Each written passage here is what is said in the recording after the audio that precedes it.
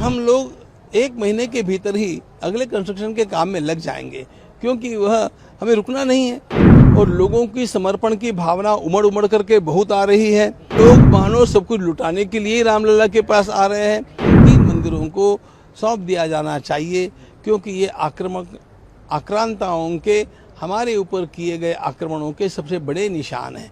अयोध्या का उत्साह तो उसका वर्णनातीत ही है, ध्यान रखना, क्योंकि वहाँ लोगों की भी भीड़ बढ़ती जा रही है और लोगों की समर्पण की भावना उमड़ उमड़ करके बहुत आ रही है। लोग मानो सब कुछ लुटाने के लिए रामलला के पास आ रहे हैं, ऐसी आज की स्थिति है। लेकिन हमें संतोष इस बात का है कि अब किसी को भी वहाँ दर्शन करने के लिए किसी प्रकार का व्यवधान नहीं है। बहुत जल्दी अच्छी तरह से सुखद दर्शन सबको हो जाते हैं। बस केवल ठंड की बात है, वो तो प्राकृतिक बात है। उत्तर प्रदेश सरकार द्वारा काफी व्यवस्था की गई है। अरे भैया, सच्ची बात बताऊं आपको, हमारा ट्रस्ट तो इतना सा छोटा सा है और यदि उत्तर प्रदेश सरकार का सहयोग नहीं होता तो हम कुछ भी नहीं कर पाते। निर्माण का कार्य ट्रस्ट ने किया है, लेकिन ये बाहर की व्यवस्थाओं का जो काम है ये उत्तर प्रदेश सरकार ने ही किया है। हम उनके आभारी हैं। राम दरबार का काम अब कब से शुरू हो रहा है और कितना समय लगेगा, कैसा होगा?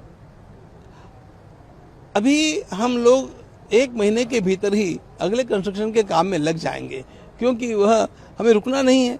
लेकिन हम लोग, ऐसा है, देखो, एक विधान की बात बतलाता हूँ। भगवान की प्राण प्रतिष्ठा होने के बाद में 48 दिन तक वहाँ पर एक विशिष्ट प्रकार की पूजा होती है, जिसको मंडल पूजा कहते हैं।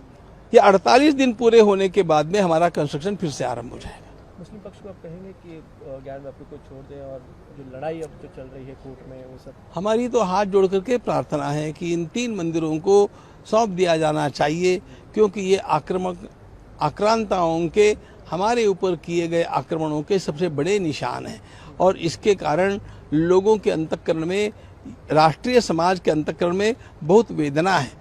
और यदि इस वेदना को ये लोग शांति के साथ दूर कर देते हैं तो भाईचारा बढ़ने में और अधिक सहयोग मिलेगा।